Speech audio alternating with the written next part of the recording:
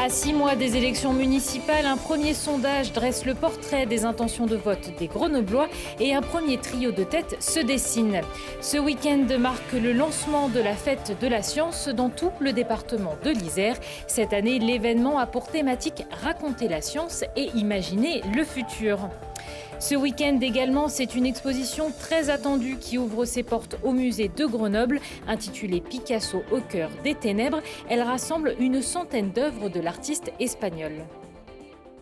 Bonsoir à tous et bienvenue dans ce JT du vendredi 4 octobre 2019. Tous les titres de l'actualité du Grand Grenoble sont à retrouver dès 18h. À 6 mois des élections municipales, un premier sondage a été réalisé pour le Dauphiné libéré, France Info et France Bleu Isère. Un sondage qui dresse un trio de tête avec le maire actuel Éric Piolle à 32% des intentions de vote, suivi par l'ancien maire Alain Carignon crédité à 20%. Et c'est Émilie Chalas de La République En Marche qui complète le podium à 18%. Voici leur réaction. Ce n'est pas des sujets qui m'intéressent particulièrement. En 2014, vous le savez, j'étais donné avec 10 points de retard. Notre liste était donnée avec 10 points de retard sur celle du PS. Elle a fini 4 points devant. Et à l'époque, déjà, je disais que ça ne m'intéressait pas, les sondages. Je crois que le pouls de la ville, on le sent. Je suis le premier maire à plein temps depuis le mandat 1965-1971. Ça fait presque 50 ans qu'il n'y avait pas eu de maire à plein temps à Grenoble. Donc la ville, voilà, j'essaie de la sentir et de l'écouter là, dans les cafés, dans la rue, auprès des associations, des acteurs économiques, au quotidien. C'est sa vie, Alain Carignon, vous savez, il est d'abord son retour, et de mon point de vue, ça fait 18 ans que ça dure, mais c'est scandaleux pour la vie publique. C'est le maire corrompu. C'est aussi le ministre de Tchernobyl qui nous a expliqué que les nuages s'étaient arrêtés à la frontière. Et c'est désolant aussi pour la vie publique, parce que je pense aussi à tous les gens de droite qui ont des valeurs, des convictions, et qui voient finalement leurs aspirations confisquées par la quête personnelle d'un homme.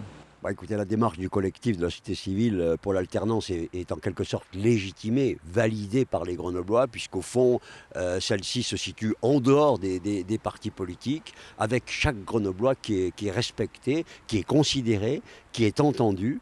Et ceux-ci s'y retrouvent, puisque nous sommes placés deuxième dans la compétition du mois de mars prochain. Il ne s'agit pas d'être devant, derrière, etc. Il s'agit de construire avec le Grenoblois une vraie alternative à la municipalité Piolle, pour que Grenoble ait un autre avenir que celui qui lui a été fait jusque-là.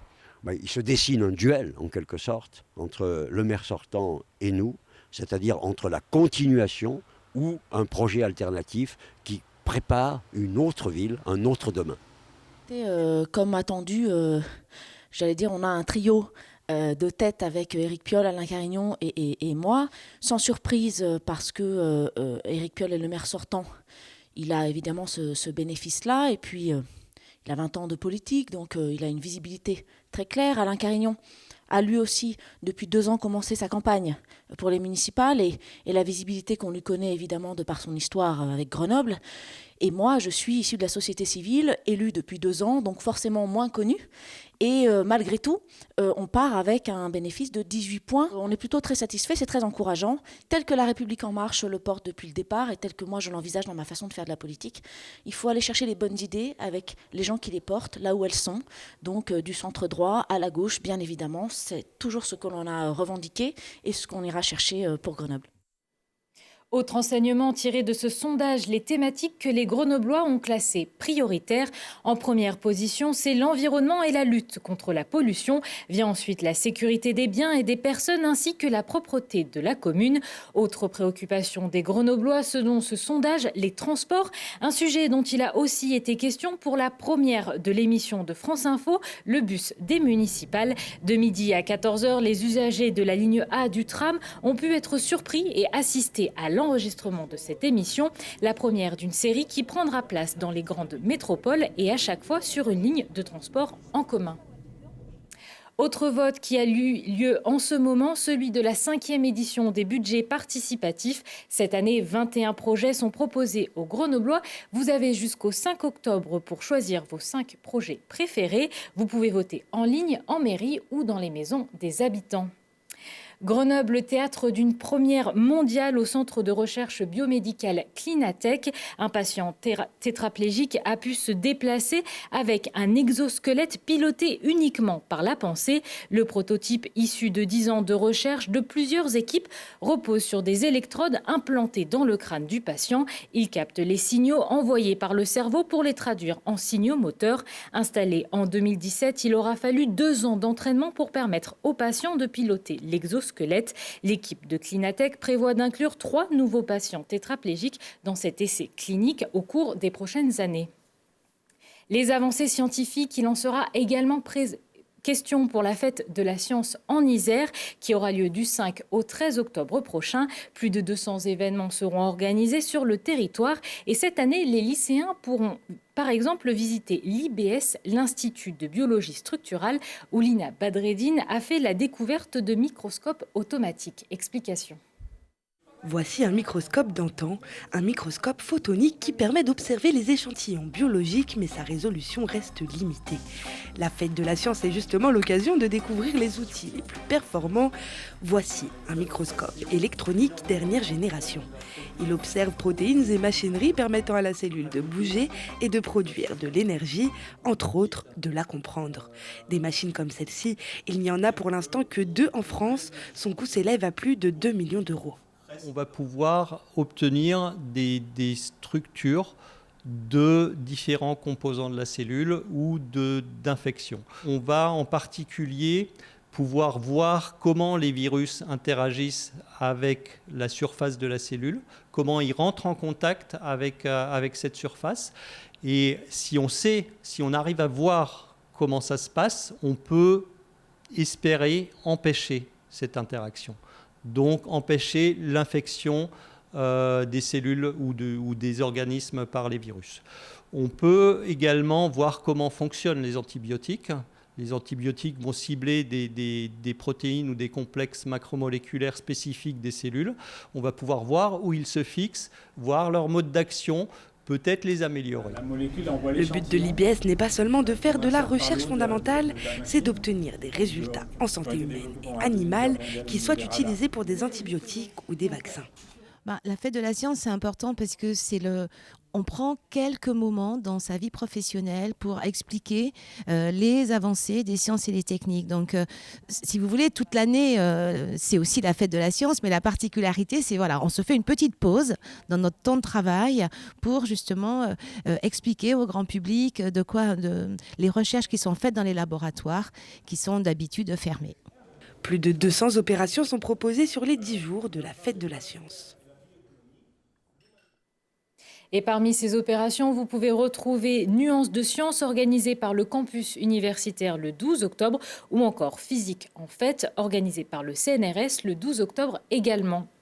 C'est l'événement de cette fin d'année au musée de Grenoble, Picasso au cœur des ténèbres. L'artiste espagnol n'a pas choisi l'exil pendant la Seconde Guerre mondiale et est resté à Paris. L'exposition en partenariat avec le Musée national Picasso de Paris regroupe ses œuvres de 1939 à 1945. L'exposition ouvrira ses portes demain 5 octobre, mais Télé Grenoble a pu s'y rendre en avant-première. Visite guidée avec Laurie Baillet. C'est une période moins connue de Picasso, moins prisée et pourtant si essentielle. Picasso au cœur des ténèbres de 1939 à 1945 est une plongée au cœur des années de l'occupation qui sont pour le maître espagnol une période d'exil intérieur. L'exposition au musée de Grenoble retrace chronologiquement l'activité de l'artiste et de l'homme face au monde et à la tragédie. Picasso n'a pas été résistant au sens classique du terme. Il n'est pas rentré en résistance, mais il a résisté par son art, par la persistance qu'il a eue à continuer son œuvre alors qu'il était attaqué, qu'il était classé par les nazis, artiste dégénéré, interdit d'exposer, interdit de vendre. Et bien lui continuer à faire sa peinture de manière encore plus audacieuse peut-être qu'auparavant pour affirmer justement par son art cette résistance et je pense aussi cet espoir que les choses changeraient un jour.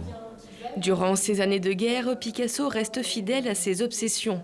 Portraits, nus, figures féminines, déstructurées, nature morte mais aussi crânes d'animaux.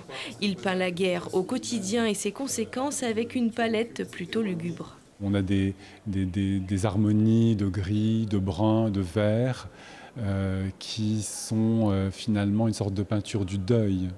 Sorte.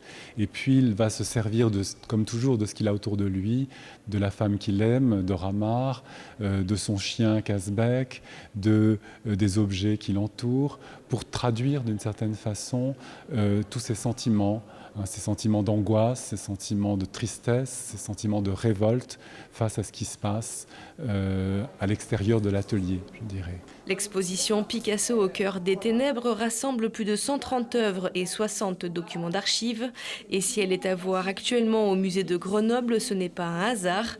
Le musée de Grenoble a été le premier musée en France à accrocher l'une des œuvres de Picasso sur ses cimaises en 1921. Et l'exposition a lieu jusqu'au 5 janvier. Et notez que ce dimanche 1er du mois, le musée de Grenoble sera donc gratuit pour tous. Prochain rendez-vous avec l'actu dans 1 heure et en replay sur télégrenoble.net. Je vous souhaite une excellente soirée et un très bon week-end.